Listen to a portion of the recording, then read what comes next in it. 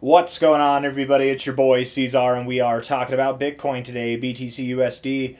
Hit that like button, subscribe if you want to see more content like this, and let's get into it, my friends. It is the 14th of July. Here we are at $119,000.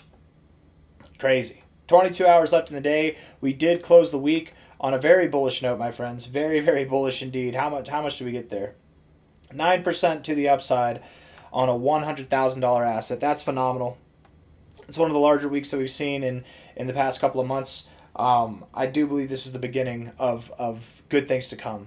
With that weekly close, we did finally get into the overbought zone on the weekly RSI. Understand what this means, my friends. This means that it's up only for the next 5 to 6 weeks. Maybe 6 to 7, actually. I forget what the time frame is. Let's go through and look at this real quick, okay? We've done this a couple times, so let's just do it one more time real quick. Okay, here we are.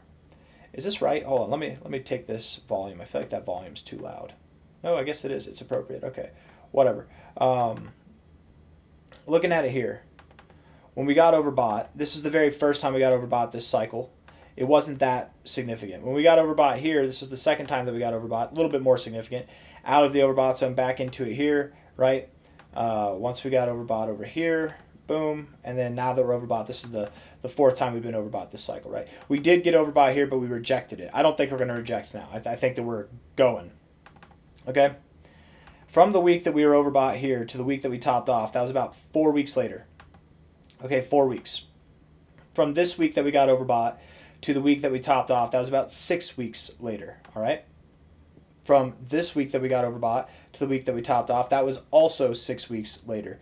And then from the most recent time that we got overbought to the time that we topped off, that was yet again 6 weeks later. Notice how each one of these times you got overbought, overbought, overbought.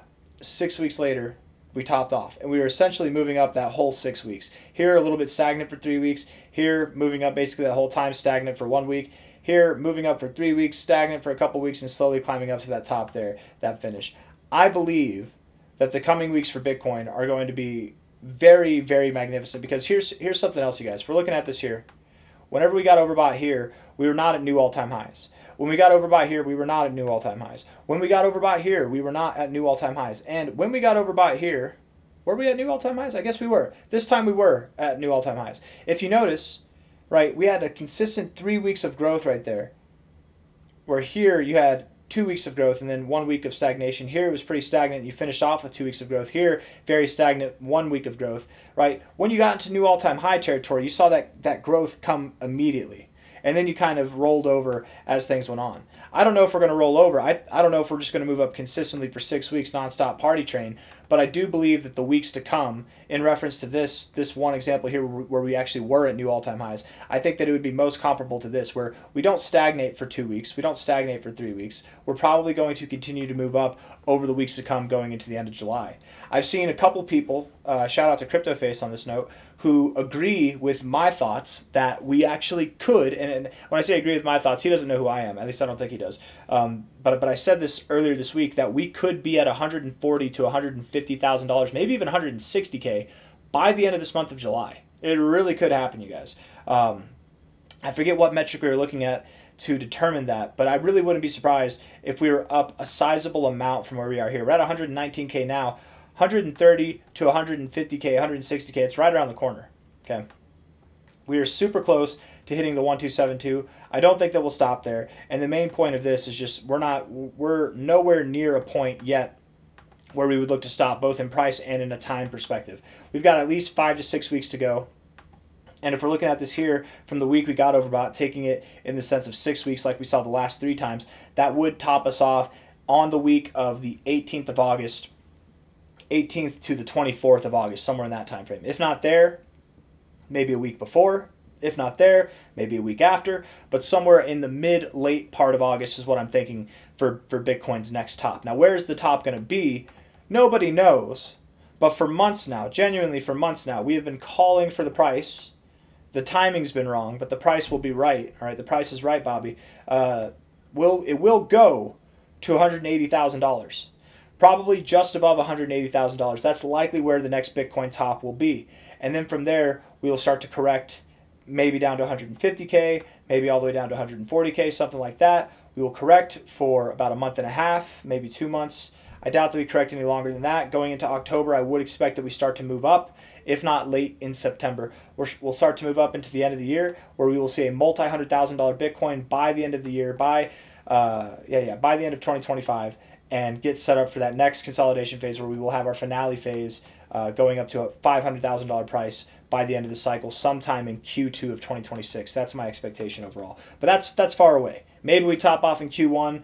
I don't think we will. I think it'll be Q2, but time will tell. 120K right now, basically. We're almost there, man. I mean, I remember my first crypto cycle. We topped off at 20K. Now here we are, $100,000 later. It's crazy. Crazy, crazy stuff, my friends. 1 hour time frame here. Looking at this. Bearish divergence at the top, probably. Yes, a little bearish divergence there. You corrected, though. It's no longer bearish divergence. Really, you do have lower lows. Ooh, it's like a double bottom. Let's see, what is that? Let's see. Is this hidden bullish divergence? Let's get it right here. This low close here, right there. So it's like a double bottom, isn't it? What's that closing price there? 528, that's basically a double bottom, lower lows in the RSI. I'd call that hidden bullish divergence. Yeah, you've got a flat top. I'm sure a lot of people are expecting us to reject here. I don't think we will. I think we are piling on the shorts, and then we're going to rip. I was thinking that today, Monday, would be a dump day, and if it is, that's cool. By the way, I'm hoping. I'm sure a lot of bears are hoping too, but I'm not a bear. I'm just a strategist. I want to go long, but I don't want to go long here, right? Maybe I should, but it's been very. I guess if anything, it actually would be better to go short here, but not for long. I would rather see a quick drop, a quick correction, something like that, and go long down here rather than going long here, right? Until then, I'm sitting out of any leverage positions. I think anybody and everybody should stay away from leverage trading. I'm just being open and candid with my thoughts here, but do not leverage trade, you guys. Really, please don't leverage trade. You're going to lose all your money if you leverage trade. Just sit on your hands, sit on the sidelines, or not on the sidelines, but sit in spot positions with actual crypto, right? That's what I'm doing. That's all my money's in actual crypto right now. It's not in any kind of cash on the side, any perp accounts. Most of it's in XCN, really, but there's a good bit to spread out into spot positions across various cryptos, right? And I think that's what we should be in. That's the position we should be in. You shouldn't be looking to leverage trade, because Bitcoin moving up, as great as that might be or might not be, all these coins here, man, they're going to rip. They're going to rip right through the roof. You don't need a leverage trade in this market right now. You just sit back and watch. It's the least stressful kind of thing to be involved with if you're just buying and holding cryptos right now, okay? If we see a correction, it's possible that we could drop back to 116K. It's possible we could drop down to 113K. We could see a very quick and significant correction. Absolutely, we could. But I'm a little bit less under that belief now than I was 2 days ago, right? Yesterday, what we saw on Sunday was a little bit different than I expected it to be. 1 hour time frame here looks very bullish. It looks like what you're doing is wrestling with the overbought zone. You've got higher lows overall. I would think that we continue to get in there, man. We're going to see more readings up at these strong areas. And once you get in here, once you get overbought again, I would think you're breaking out of here. We look at the liquidation levels over the last day. Refresh it here. Look at how many shorts are piled on, you guys. It's earlier today it was like 1.5 billion. Now it's 2.26 in the last day. So many shorts outweighing the longs here in the near term prices, right? The longs, you don't really start to hit 200. Look at the cumulative amount of longs to get liquidated. 242. That's at 118,000. Okay, so it's just under 118,000. It's about $1,000 away. If we go to $1,000 in the other direction, that's 242 million in liquidations. You go $1,000 in the other direction, 242 million versus the longs is 510 million for shorts. There are a lot of longs piled on to get liquidated, but there are a lot more shorts to get liquidated in a closer perspective of price. And as we zoom out, we look at the 30-day time frame. Of course, there are more longs than shorts piled on. But the thing is, these shorts, this level of shorts will persist and even grow as we continue to grow. Oh, we didn't top here? Okay, well, this must be the top. Anybody looking to go short? Okay, well, this must be the top. Oh, we didn't top here? Well, this must be the top. We're just going to keep shorting all the way up. That's what happens. They get cleaned out and then they come back with more money.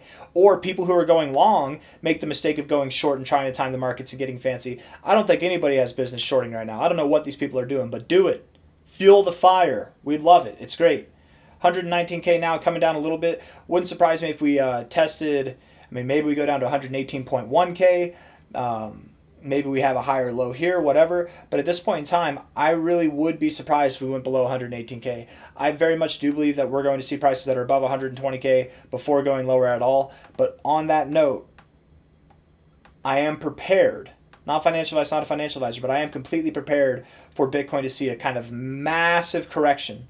It wouldn't be too crazy because it is a brand new week. And I think the best thing for growth in a week is to have a big wick to the downside. You come back up, and then you pile on those shorts, and then, man, you just really rip and run all the way through. It creates a very, very bullish look in the candles here. I mean, if we're looking at this here, that candle there, very big wick to the downside, set us up for this very bullish candle here. You know, big wick to the downside. We ripped right through. That was our relative low. Right? These kind of candles are very, very bullish indeed. So the only thing is, looking at this cycle, how we've performed, we don't seem to get those. We just, when we break out, we seem to just keep going. So I don't believe that that's going to happen. I don't believe that we are going to wick down at all. I think that we're going to continue to grow. And this here, looking at the 4-hour RSI, I don't know what's wrong with my voice, man. My voice has been cracking a lot. Am I going to get deeper? Is it going to be a deeper voice? I'm going to come to you. Hello, everybody. This is your boy, C-Zar. It's your man, C-Zar now. I don't know. I feel like my voice has been cracking over the past like 2 days specifically, which is just weird. But moving up without volume on Binance here, you do have a double top kind of bearish divergence look right now, and with that maybe you come back down. But the deal is here, you guys, if you look at this last 4-hour candle we had, you already came down. You already kind of enacted this bearish divergence. Maybe you go lower. But just because you come down below 118K doesn't mean that you're going to go all the way down to 113K or 116K. I mean, maybe. But at this point in time, I think we'll hold this area for support. We'll pile on the shorts. And to pile on the shorts, we'll probably come down a little bit, right? Act like this is an area that we're rejecting. And then we'll come back up today, tomorrow, the next day, this whole damn week. It's going to be a bull party. A bullish fiesta indeed, my friends. And we're just going to see higher prices, new all-time highs every single day. I got nothing else for you guys. The daily RSI is unbeatable. Okay, I thought that we'd have a turning point, but man, Sunday was a good day. Looking at it here, guys, I really doubt that we stop here. I think that we're going all the way up to the 88 or higher level in the RSI, and with that, we should be seeing, I mean, man, within this week, by the end of this week, we should be seeing prices that are at 125K to 130K or more. It's coming. So hit the like button, subscribe. Thank you all for being here. I'll see you on the next one. I got nothing else to say for you, all right? Take care. Bye-bye.